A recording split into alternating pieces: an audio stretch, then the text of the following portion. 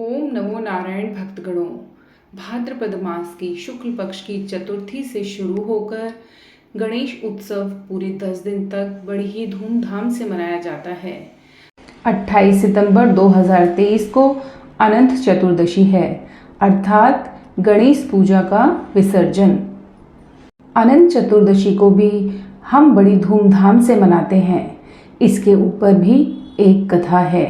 कथा सुनाने से पूर्व मेरा आपसे अनुरोध है कि कथा को आप पूरा सुने। कथा अगर आपको पसंद आती है तो चैनल को सब्सक्राइब करें, वीडियो को लाइक एंड शेयर भी करें। भगवान गणेश की मूर्ति का विसर्जन हमें बड़े ही सम्मान के साथ करना चाहिए।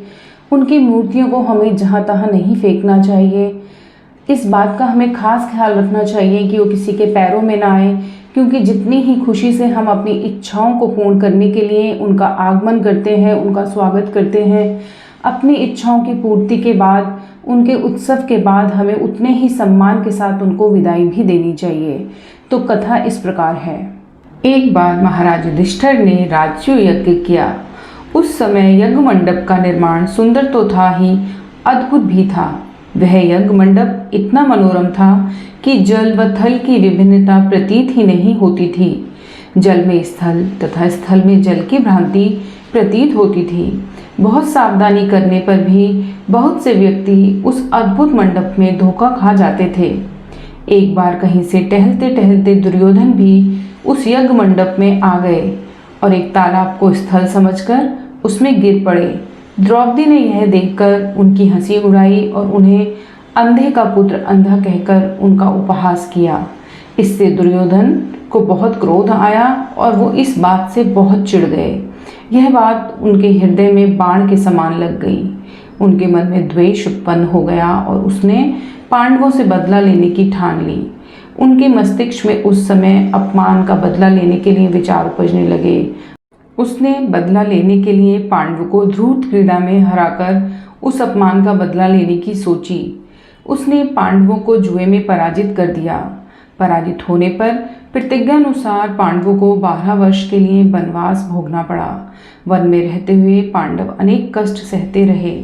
एक दिन भगवान कृष्ण जब मिलने आए तब युधिष्ठिर ने उनसे अपना दुख कहा और दुख दूर करने का उपाय पूछा।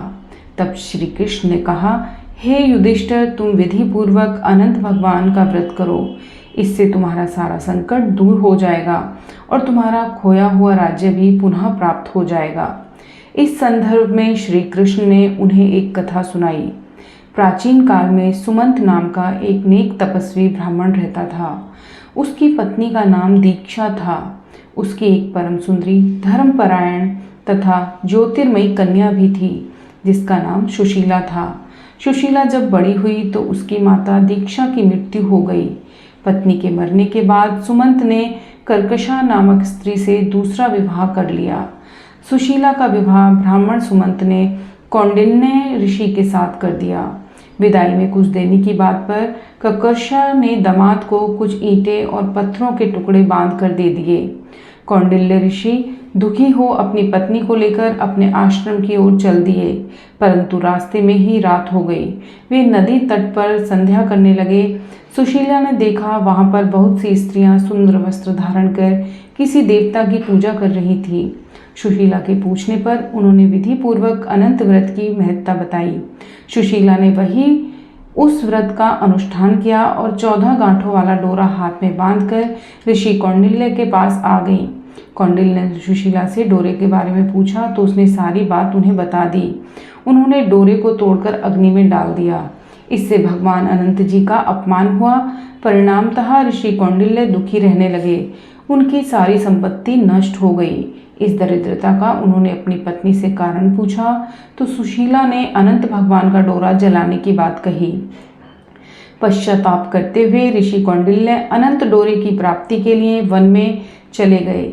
वन में कई दिनों तक भटकते भटकते निराश होकर एक दिन भूमि पर गिर पड़े।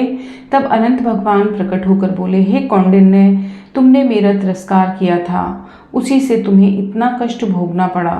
तुम दुखी हुए, अब तुमने पश्चाताप किया है, मैं तुमसे प्रसन्न हूँ। अब तुम घर जाकर विधि पूर्वक अनंत व्रत करो। 14 वर्ष पर्यंत व्रत करने से तुम्हारा दुख दूर हो जाएगा। तुम धन धान्य से संपन्न हो जाओगे। कौंडिल्य ने वैसा ही किया और उन्हें सारे कलेशों से मुक्ति मिल गई।